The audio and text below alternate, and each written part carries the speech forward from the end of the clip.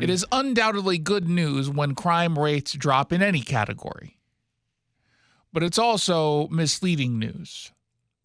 And it's used by some folks to pretend that the crisis we just experienced and to some degree continue to experience didn't actually occur. It's news that is used by folks to try to not get blamed for what it is they caused. There are groups of people in the general Seattle area, but this, I think, is for all of Washington State. You have some people who will say there's nothing wrong whatsoever. No problems, whether it's homelessness, crime, drug use, anything. No problems whatsoever. Seattle is thriving. That was a hashtag I created 5 years ago, maybe even 6 years ago now, on, at the time, Twitter, to respond to the people who said everything was going great in Seattle. So I would take a photo of not so great stuff, just say Seattle is thriving. It caught on. A lot of people now use that. And then on the other hand, you have the folks who say everything is the worst. Now, I lean in that direction, but I'm not firmly planted there. Because when we get news like crime rates overall dropping, I celebrate that, and I say that that's great news. New report came out from the Washington Association of Sheriffs and Police Chiefs, and they say the murder rate dropped by 18.8% between 2023 and 2024. You also saw declines in property crime. That includes car thefts and vandalism. That was by a little over 13%. And then violent crime as a whole decreased by 7.6%. That's undoubtedly good news. Yes, that's non-controversial position. Sure, yeah. Okay. Here's what I caution people on. A few things. We are still higher than what we were prior to the pandemic. And we use the pandemic. A lot of people want to pretend that it was the pandemic itself that caused this, the rise in crime. It was COVID, because who amongst us didn't want to murder someone during COVID? That's one of the symptoms, yeah. It was, you lose the taste and sense of smell. You have this nagging cough. You stab people to death. That was a normal part of it. And then, my God, when you got long COVID, oof, that was called a serial killer. But the reality is the Democrats in charge, both locally and nationwide, passed all sorts of BLM-inspired, quote-unquote, reforms that led to the crime crisis that we had.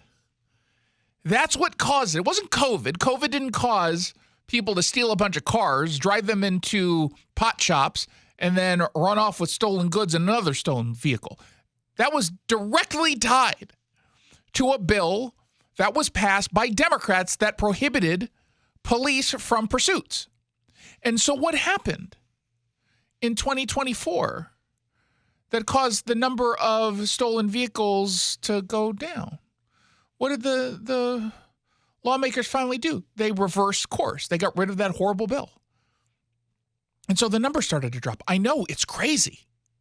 When you defunded police, what ended up happening? Well, police weren't able to proactively police, and a whole bunch of bad guys did what bad guys do, which is bad things. When you told them they couldn't police anymore, well, guess what? Crime skyrocketed. Well, what happened in the course of the last year and a half? Finally, departments were able to do their jobs a little bit more freely. And guess what happened? Bad guys got caught. And the numbers in this report, I'm not going to bore you with a bunch of numbers, but the numbers suggest that there have been more crimes that have been caught. That means police are able to do their jobs, especially when you see overall the crime rate going down. But we're nowhere near where we were pre-pandemic, and that's important because we're still dealing with the aftermath of really bad policies. And Democrats want you to look at this number, and instead of point out that, number one, we're still not at the pre-pandemic levels, they don't want you to point fingers to them and the policies that they supported. So instead, what they'll do is, see those conservatives on Fox News and at KTTH.com. They want you to think everything is wrong. Everything is awful. The sky is falling. I mean, sure, we're losing democracy and fascists are in charge, but how dare the Republicans point out anything bad going on? They just don't like this place. They do that because they don't want you to note that they're the ones responsible for the crime crisis. And while it's down from previous highs. It's not down. It's not down. When you see a rise, and I'm making these numbers up, 100% increase in crime, and then it goes down to just 98% of where it was from 2019, you don't say, well, crime is down. No, it's down from a record high. It's still up. Most of us, when we complained about the rise in crime, we didn't say rise in crime just year over year. We were kind of looking at it at the pre-pandemic levels, before all of these reforms. It's pre-reform and post-reform. They don't want you to focus on why the crime went up. They really don't even want you to know why the crime went down. And all you have to do is read this report from the Washington Association of Sheriffs and Police Chiefs. Their VP, Rafael Padilla, he's the Kent police chief. He'll be on the show this week. He said, this is a good trend, and we think it has a lot to do with allowing law enforcement and supporting law enforcement to do the important work of holding people accountable for crime. He credited the changes in laws that allowed police pursuits again. So, like, they're actively saying, yeah, the reason why crime is starting to come down again is because we reversed the Democrat policies. No one is pointing out the Democrat policies.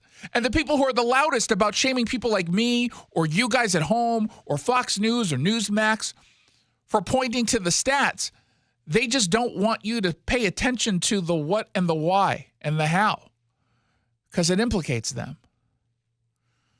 And so it's on all of us to point all of that out. And I also love the idea, like, because I saw, it was either yesterday or maybe the day before, a post on X targeting me about how I always focus on the bad, never on the good. And to a degree, that's true. But you know what's not breaking news? Someone not getting murdered. That's not news. You know what I didn't do on the way to the office today? Punch someone in the face. I wanted to. I didn't.